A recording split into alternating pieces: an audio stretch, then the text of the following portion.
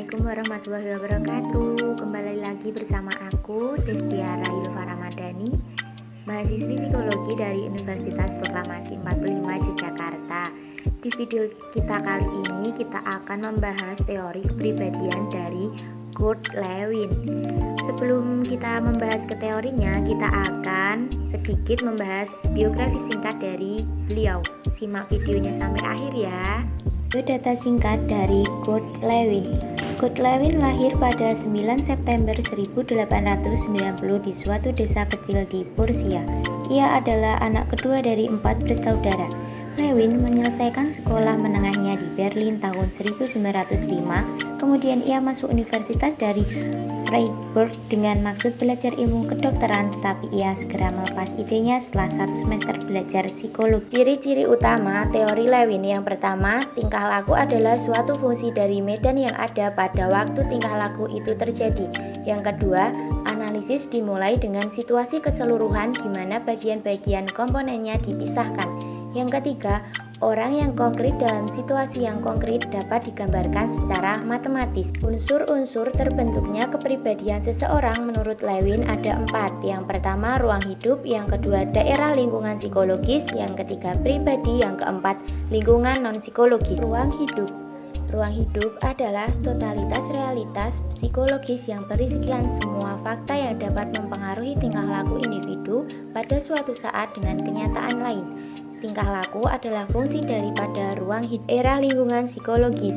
Daerah lingkungan psikologis yaitu daerah di dalam elips tetapi di luar lingkaran. Lingkungan psikologis adalah lingkungan sebagaimana adanya seseorang. Lingkungan psikologis adalah bagian dari ruang hidup karena sifat-sifatnya tidak hanya ditentukan oleh sifat-sifat lingkungan objektif, tetapi juga oleh sifat-sifat pribadi. Pribadi adalah heterogen, terbagi menjadi bagian-bagian yang terpisah meskipun saling berhubungan dan saling bergantung. Daerah dalam personal dibagi menjadi sel-sel. Sel-sel yang berdekatan dengan daerah konseptual motor disebut sel-sel periferal. Sel-sel dalam pusat lingkaran disebut sel-sel sentral. Sistem motor bertindak sebagai suatu kesatuan karena biasanya hanya dapat melakukan suatu tindakan pada satu saat. Begitu pula dengan sistem perseptual, artinya orang hanya dapat memperhatikan dan mempersepsikan satu hal pada suatu saat. Bagian-bagian tersebut mengadakan komunikasi dan interdependen, tidak bisa berdiri sendiri. Lingkungan non-psikologis. Lingkungan ini luasnya tidak terhingga sehingga tidak mempunyai boundaries. Apa saja yang ada tetapi tidak mungkin stimulus bagi diri seseorang bisa termasuk ke dalam lingkungan non-psikologis seperti benda, objek, fakta-fakta, atau situasi sosial.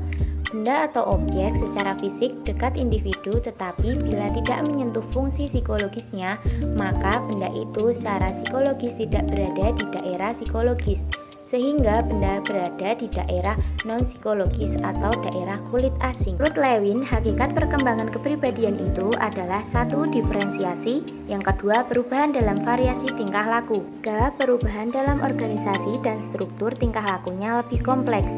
4. Bertambah luasnya arena aktivitas individu. 5. Perubahan dalam realitas. Sekian dari saya, terima kasih telah menonton. Simak video selanjutnya ya.